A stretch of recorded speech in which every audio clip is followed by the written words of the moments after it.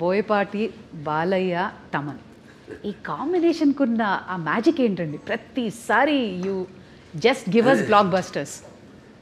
డైరెక్ట్గా చెప్పానండి. ఇక మేము ఎలా ఒక సినిమా ముందు అంటే సెట్స్కి వెళ్ళక ముందు కానీ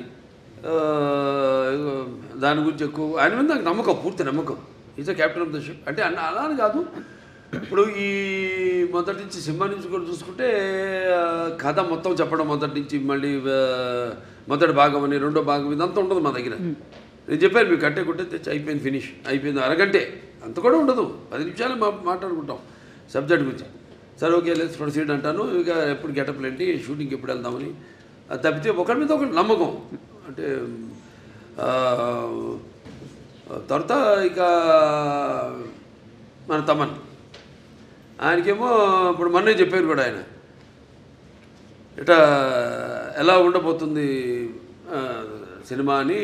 ఆయన సంగీతపరంగా ఏముంది ఇప్పుడు ఒక మనం చేసి ఆయన బ్రహ్మాండంగా ఆయన బాణీని సమకూర్చడానికి విషయం ఉన్నప్పుడు ఆయనకి ఇచ్చినప్పుడు ఇక ఆయన అంటుంటాడు శివుడే నాలో పరకాయ ప్రవేశం చేసి అందరిలో ఇప్పుడు ఈ సినిమాల్లో దర్శకుడు కానీ నేను కానీ తమన్ గారు కానీ అందరిలో కూడా మొత్తం అందరిలో శివుడు పరకాయ ప్రవేశం చేసి మా అందరి చేత మా పనులు చేయించాడు.